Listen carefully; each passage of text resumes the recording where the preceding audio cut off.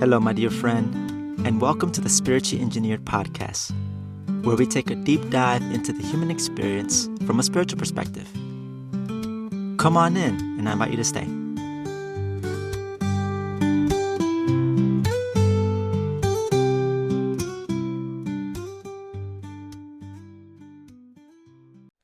So I want to talk about one of my pastimes that really put things in perspective for me that I think is really important to consider. One of those things that when it comes to day to day, not many people think about. And that is talking about like my relationship with YouTube. YouTube is one of my pastimes. It's like my cable. Everybody's got their own special channels. But for me, I look at YouTube. I like to watch certain gamers play certain games that I'm playing. Look to it for tutorials and stuff. A lot of it for entertainment. Seeing people comment on our today's culture, etc., all sorts of things. And when I'm like browsing through, for me, I have this thing where like there's like this playlist I think that all users have called the watch later. And I find myself in a situation where I keep stockpiling a lot of watch later, and it doesn't seem to be getting any like smaller. And usually what happens is when I'm adding a lot of stuff to the watch later, they're like usually videos that are like informative, insightful, something personal growth oriented, something that I can learn this. And so that keeps piling up. And something that I find that I put too much attention to are videos that are just entertainment purposes only. So much so that it's just like it takes up all the time, and then I feel like, well, what have I invested? What have I done over the past time? And here's the inner critics start coming out and yada yada yada, for me at least. But when I have watched some videos from there that I actually learned a thing or two about whatever I had loaded up on that playlist, I actually felt content and satisfied, like, oh, I actually accomplished something. So that's really telling to me about the importance of what it is that I consume. I mean, when you look at, and I'm only going to speak from our society, not from others. I don't know how, I can only assume that a lot of similarities, right? As far as the US, our society, we're so consumption based, and everywhere from like the material aspect to it, even to like the spiritual component, and in between, I also put in this, like, we consume a lot of information, right? Like advertisements and whatnot. It's just consume. So like a lot of the consumption, that gets, that I feel like for myself as well, that we don't pay enough attention to and consider is the non-material, but I consider the spiritual of what am I consuming spiritually, right? And I'm looking at my laptop, my device, my iPad, my phone, my iPhone, looking at those culprits there of those mediums for where I can get into this consumption, where I've noticed it's not necessarily the most healthiest option for me, and that isn't to say me specifically, I watch like content that's like brain rot, like, because I'm sure there's a lot of stuff that you have seen or might have been exposed to. That's like, wow, that's just I lost a few brain cells after watching that or something, So I think it's such an important thing to really be considerate of what it is that I consume. I remember I was watching a very short video, a YouTube video, that was actually in my watch later playlist, how what I watch changes me. And in some sense, to some degree, I become what I consume. You become what you consume. When I say I, you have the invitation to reflect that for yourself, and I mean that, and I assume for the people, but I can only speak for myself. So what I consume spiritually, I become. Or another way of putting it is I become one with. And this could be a kicker at times, because if I'm like, for my example, if I'm always constantly consuming entertainment or commentators Let's say if I consume commentators that talk about that like to just gossip or something, or talk about their people or something. Not that I personally watch people. I mean, if I watch people commentating, it's something actually constructive, but there is some entertainment component to it. It's not it's not toxic. But whatever the case may be, whatever it is that I consume, and just I want you to think about it for yourself. In some sense, it's like I'm becoming a part of that. So much so that I've noticed with certain YouTubers, like they'll say certain words, certain phrases, and I start taking it on as like my own. Like I add it as part of my own vocabulary, which is interesting. It happens like with such subtlety, but I'm glad I'm like aware of it. But like to that degree, now I'm sure it can affect other ways as too. I'm sure like I'd imagine like if I were to watch for like an entire month, maybe if I watch a lot of videos of like people with British accents talking a certain way, like with their accents, and I'm exposed to it so often, it's like at some point I may not be able to pick up on the accent, be able to like maybe it might even come out when I'm speaking. Like I'm not saying that that's like I think I say that as an example that I'm sure that can be a thing and something I also want to experiment.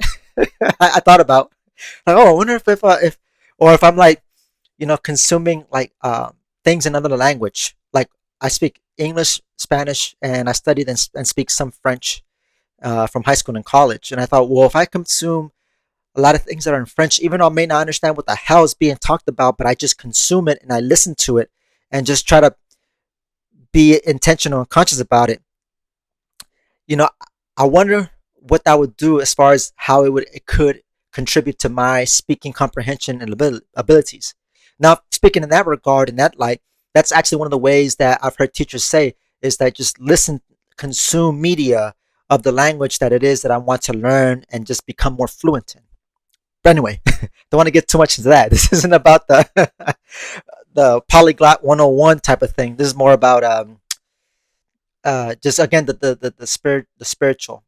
Um, so being aware of what it is that I consume because it can be very it's a subtle thing. It's again unless I take the time to be aware of it, then it's just like those little things from like the way I speak, the way I carry myself, and I think one of the most important things to be said here, my perspective, my mindset, because say for example I've had an experience that made me feel some type of way and I start taking on a very poor perspective on life or relationships whatever because of whatever xyz, and then I'm going on the online space and I'm either on social media because that also lumped that in as well to the YouTube thing, or I might watch some content creators and all of a sudden I find myself watching videos of people that for that would be a situation of like confirmation bias, like oh this person says so, so it must be the thing, and I can get myself into an echo chamber where I start to narrow my own thinking and it's not expansive, it's fixed. And that's very dangerous because that's like trying to look at life, trying to box life. But life, much like the universe, is not boxed. Like my intellect wants to box things to order that's what all our intellect does. Why it's there to organize, dissect, analyze, understand why things are the way they are. They want to box things accordingly for a lot of reasons. But I think the huge brunt of it is like the underlying thing is wanting to understand. So I have to be careful not to get myself in that situation where I'm in this echo chamber of, oh, this is this, oh, this person that. And that's another way where it can get toxic if I'm not intentional about what it is I'm consuming. I mean, something else that I'm personally working on is like when I'm consuming, I generally want to watch or do something while I'm also eating. Although in the past, I have done what's called conscious eating, where it's just like I'm bite by bite and usually eating slow, just taking in the meals. And there's a lot of benefits to that, uh, like how it can help with digestion. Um, and I feel like all that has a place. And when I speak all this stuff, I think it's important to bring in the component of moderation or moving in balance, something that I'm always all about in what I practice and how I live my life. It's like so like that isn't to say like oh just eat consciously eat all the time. Everybody's got their thing. For me, I think it's important to actually create some space to just not consume anything while I'm eating physically, materially. Is like no social media surfing, no Netflix, no Disney Plus, none of that stuff, and instead just be present where I'm at right now, which can be another way to practice being mindful, to be in the present more consistently. And especially when thoughts may come up or something, you know, I say this is like an opportunity, right? That I at least that I've practiced before, of like, oh, when I have thoughts come up, I'm like, oh nope, I'm eating. Let me focus on nourishing myself, and that could be a very powerful thing, especially in the age of like where we are right now, where these mediums, the technology and stuff, is like grabbing attention left and right, grabbing my attention left and right. That I feel like all over the place. That I feel like I get overwhelmed easy. It's like crazy. And so much so that that's why I'm like looking back to all that, like, man, it actually would make sense to have some tech detox, you know, and even also some real some detox from playing video games. Although I've been having so much fun playing on my console. I have the Switch 2. Shout outs to those Switch 2 users. Because I have a lot of fun. I have some games I've been playing lately on there that's been super super cool. One of which is Hogwarts Legacy. If you haven't played that one, it's pretty awesome. It's a lot of fun. But anyway, just coming back to the importance of just like intentional of what it is I consume, because I become a part of it. I become one with it. And then it starts to shape me in such a way that may not be in my best interest. Now, I think whatever I become involved in, I'm the fact I know that we're all malleable, and we can kind of change according to our environment. And I don't think that is a bad thing. What I think is a big deal, it's not about the what, it's rather, is what I'm consuming, or rather spiritually, is it what I'm taking in, or the inflow, is it what I'm taking in building me? Because I remember my mentor has shared with me like the importance of surrounding myself with inspiration and leadership. Now that extends to the physical environment. For me, for example, I think about my room, and I'm very intentional about my room. Although it's interesting how lately I noticed that I'm the type of person that likes to be very organized and tidy. I can be a neat freak at times, and I wouldn't change that about me. I think that's a standard that I want to hold to, rather than just being dirty and disorganized. Sometimes I just get I have my little meticulous aspect to it, but I'll notice when my room gets messy. I'll just leave like certain clothes just kind of left out there on the floor, and I just get a little bit careless with it. And that doesn't actually affect my energy, or that can contribute the disorganization that I can find myself in. And remember when I said earlier about technology, at least for me, how it's been affecting me, is I just get so easy to get overwhelmed. And one of the things that I've learned that I also include in my environment, so like especially when I'm moving through the day, my routines, day to day stuff, moving through my routines, there's this concept called moving in compact units. And, I remember a dear friend of mine kind of put it in perspective that helped me understand this, that I want to articulate with you. To move in compact units means to have a clear beginning and a clear ending. A clear beginning and a clear ending. So, what that looks like in practice. Say I'm at work, then I come back home and I'm like just getting situated, and now I just like uh, taking off all my clothes and all the stuff that I just have from just doing my trail ranging stuff out on the field. Moving in compact units is like, okay, before I start moving on to my next part of the routine, which normally would be going to the gym, first, let me put away all my stuff. Let me put away my work shoes here. Let me throw away all like my dirty clothes. And let me just sort all that out. Make sure all that stuff taken care of, all my tools, all my things, I put it in this dedicated drawer. All my clothes and stuff, like my backpack, I put it in this dedicated spot. I make sure all that's wrapped up before moving to the next part, which would be going to the gym, getting ready to go to the gym. And that's such an important thing as well, too, because if I'm not moving in compact units, think of it this way. It's like I'm taking a bit of energy from like the previous opportunity. It's almost like kind of moving forward with some baggage that I never address. And because of that, I'm carrying that baggage. And I mean that spiritually, right? Just I'm carrying it. It could be about, for example, like, damn, I'm stressed about this thing at work.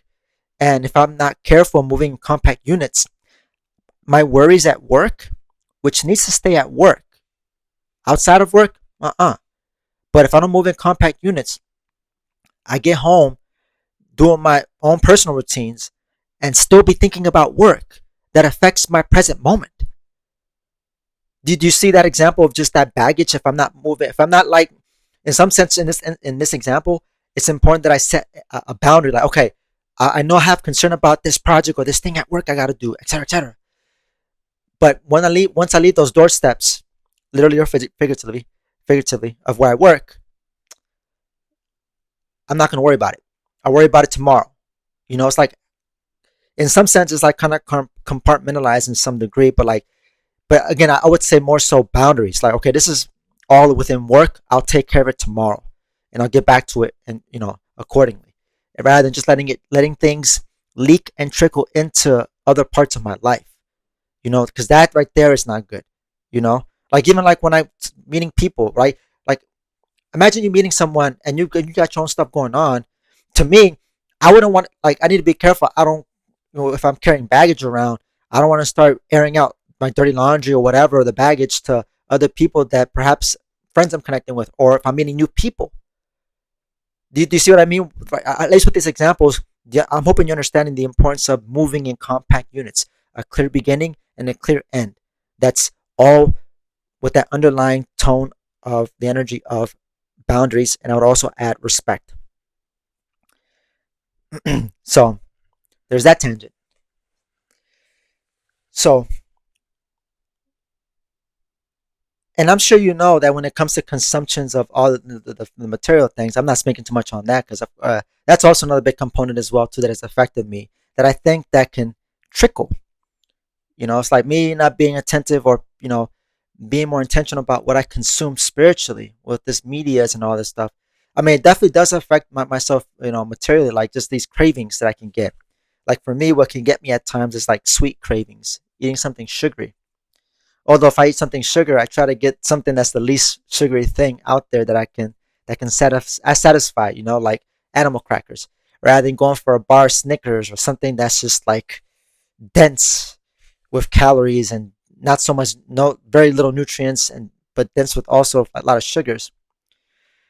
So consumption plays a lot of key because, again, even looking at it from the material and health perspective, like the physical body takes a toll on that. It keeps the score, you know, and as above, so below.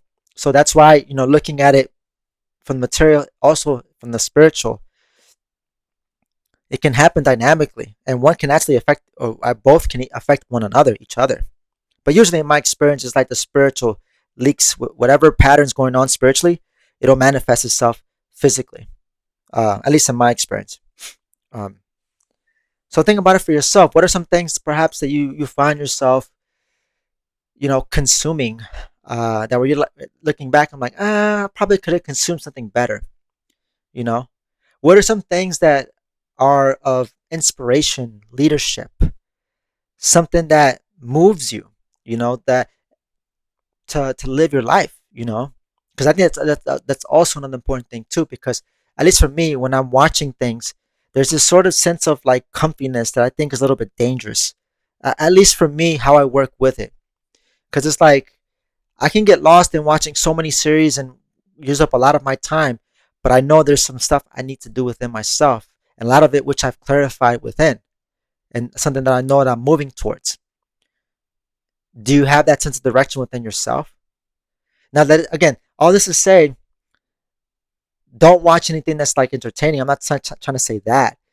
It's just the key is moderation, and I think it's important to have those moments again, to not just to consume something that inspires, where perhaps you learn something, even if it's something minute or small. I mean, there's no limit to what you and I can learn.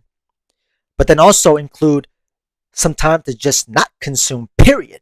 Spiritually, in the context of technology and all that stuff. And that's a very important thing because I don't think technology is going to go away anytime soon. And the more with this other the stuff coming in and even new technologies unfolding, I mean, I think it's even much more important to be grounded in the present moment, to be here. And I think maybe that's the underlying thing in all of this for this episode. It's just to be more present, just be more aware. Because then it's like with me, for me, that's it. That's one ingredient of success, daily success, is just living a breath at a time, living a breath at a time. I'm just here. I'm nowhere else. If I'm in the past, I'm regrouping, getting insights, getting the wisdom. And if I'm in the future, I'm setting my direction where I want to go, charting my life, piloting my own life, if you will. But all that's done, whether I'm operating in the past or if I'm looking, sensing in the future or looking back into my past, I'm doing it from the present moment because that's all that we have now. The beautiful now. Now it was now at the time of me recording this, but you're listening to this. This is the past. If you're listening to this recording, this is the past now for that reference point. But anyway, all we have is the beautiful now, and that's a very important thing because there's so much there. That is where it's been said the kingdom of heaven. That's where joy is, where curiosity is. Whereas it's all that's ever is. And even when we pass on, that's all that will always ever be. It's just the present moment. Even when I just something I've discovered about the universe is just the beautiful now, in the beautiful flow and the rhythms and routines that affects like some order of systems, everything, the orderness to all of it all. Higher power, higher order, however you want to phrase it, but it makes sense. And so I'll share one more additional thought. So I'd invite you to just check for yourself. What are ways that what are some things that you can consume more responsibly? What are some things you can cut out? You know, something that you just cut completely. Perhaps maybe there might be some things that you can consume less of. Not cut out completely from your life, but like, I would benefit if I consume less of it. And then, of course, what are some things that maybe perhaps you've had some stuff queued up on on your YouTube playlist to watch later, or wherever you have a queue, and there might be something that calls to you there, and like myself, something that to for the solution, I've just been setting aside time to watch some of the stuff that I've had queued up and just do it, put it on my schedule personally, and then just do it when it comes up. So I'll say there's that component, and then there's also create, make something, use your creativity, because whether you believe it or not, you are a creative being, you are a creative soul, and you've used your creativity, I'm sure, and I would wager, I bet money, in ways that you don't recognize. Why? Because I'm guilty. you know you know there's so much more to just creativity than it's just like it gets linked to just art. You can be creative and it doesn't have to be an art necessarily. I mean, though, usually that's like they can be linked together, but I'm saying like it's not like what you may think as a traditional way of art creativity type of thing from like the traditional school settings. But like, how do you show up and how do you handle your task? You can use your creativity, especially if it's at work, like I know I have. Getting creative of how I just tackle my tasks. How can I do my tasks better, more efficiently, where it makes it easier on me, not drain me or put me down. Like little things like that. Creativity goes beyond so much than just art. So you are a creative being. So whatever form that looks like, it's like expression.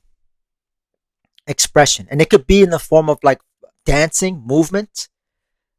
That's why I go for the walk. I do exercise. Sometimes I'll even dance when I'm at the gym. If I'm by myself, I'll dance like it's nobody's business, listening to some cool jams. Expression, right? And I think that's a very powerful, and I would say that's the outflow component. I mentioned a lot of inflow in this episode, but that's like the outflow. So if it's too much inflow, it's important to have a lot of outflow. And that could also be in the form of just sharing with people, talking to people, talking about ideas, talking about things, just having some good engaging conversations, something that adds to everybody involved in the conversation. Just so don't consume all the time, in my opinion. Just I think it's important to allow its opportunities to just create, to make. Or here's another one: play.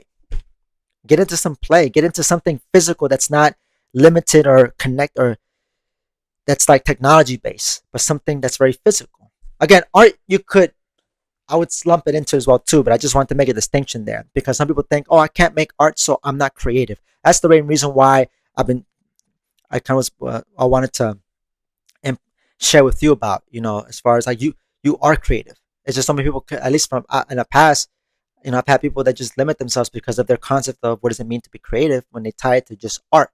But again, there's more to creativity than that. It's just like it's how, in essence, it's how I do things. Yes, it can be how I make things, and it could be what I make, but it's the how. How do I carry myself? How do I do this? How do I tackle these challenges? I can use my creativity to tackle the challenge. Imagine that. Oh wow, okay, I got this idea. Boom, boom. And it can happen almost instantly. Like one example before I wrap up this episode, I was like on this section here. I was with my buddies, and we were kind of trimming some vegetation, and we had my my steel, my rake, and then they were just trimming, and I was kind of picking up all the the vegetation, the invasive stuff that they were like cutting off to move to the side, and I was creating a lot of work. And one of my buddies came up, and he looked at, and it was like a heat of the moment, and he didn't realize either until after the fact. He told me he asked for my rake. I had this pile of like this green stuff that I was just taking so much time and effort to try to get out down, because I had to walk some ways down the path where I can dump all the stuff away out of away from the trail. He took the rake, and he kind of, within this pile of like vegetation of these plants, invasive plants and stuff that I got piled up, he stuck it underneath it at the very bottom so that it's stuck on the other side. And this rake had like it's one of those like steel rakes, so it's very sturdy, and it has like the little forks, the tooth that like stick out at a 45-degree angle. So that was facing up, and so what I was able, so in that moment, like I grabbed the other side of the end where he stuck the rake through, and I was able to pick it up and grab this giant pile that I thought would have taken me different, various numerous trips back and forth trying to clear it off. And here I am, here he is helping me out with this, and I pick it up, and all I do is just like drag all that stuff on top of the rake, and it was perfect how it just sat nicely together and tucked in. It was all compact, and then I was able to take it all one big trip, and then I was able to dump it off to the section where we were dumping off the plants away from the trail. Uh, and that was like one little hack to make my job a little bit easier. So, and again, that was a spur of the moment when I asked him about it. Like it came to him. It was inspiration, which I'm sure his guidance was working with him and gave him that insight, and he just followed that intuitively. He was like, all right, let me just follow through on and see what happens. Boom, boom. At least how I experienced it, right? And this is the beautiful component of like in life, we're never alone, and how we always have help. And if I allow myself to be open, my guides have a way of coming in and dropping some gems and helping me out and make living life much easier. It doesn't have to be difficult all the time. I don't have to do it all by myself. And when I say I'm also talking about you. You don't have to do this all by yourself. You don't have to figure it all out. You actually have a lot of help. And if you want more information about that, check out my show notes for more information on that. But anyway, so that's it. So that's just this episode. I wanted to just focus on that. I think that's not thought about enough, and that especially for me, if I'm going as I'm flowing through the routines, I have to be careful that I don't waver in my vigilance, because then that's when things can get a little bit messy. Especially because if I'm not aware of what I consume, like the material thing, like health wise, spiritually, things can compound. And if it's not building me, if it's not inspiring me, instead if it's breaking me down, then that's what's going to happen. That's going to compound. It's just more shit compounding on shit. But I want inspiration, joy, life, living, insight, leadership, like all of that. I want that to build, to compound, because then I start taking that on. I become warm with that, and I start to move through my days with more consistency in those energies, in those things, you know. And so, if you made it this point in the episode, my friend, thank you so much. And I just want to say, If you listen to this and you made it at this part of the episode, this part into the episode, I say congrats to you for taking care of yourself, because by listening to this episode and listening to my content, you are consuming a lot of things that are of leadership and inspiration and many more. I just want to put that out there and just voice that for yourself. So congrats. Thank you. Thanks for listening to the episode, and yay to you for taking care of yourself to take a good step in right direction on consuming things that actually build you. And then, of course, yeah, invite those opportunities to create, to make, to play, to share, to be involved, to express. So, this has been another episode of the Spiritual Engineered Podcast. I'm your host, Alvin Zapeta, signing out. And as always, take care, my dear friend.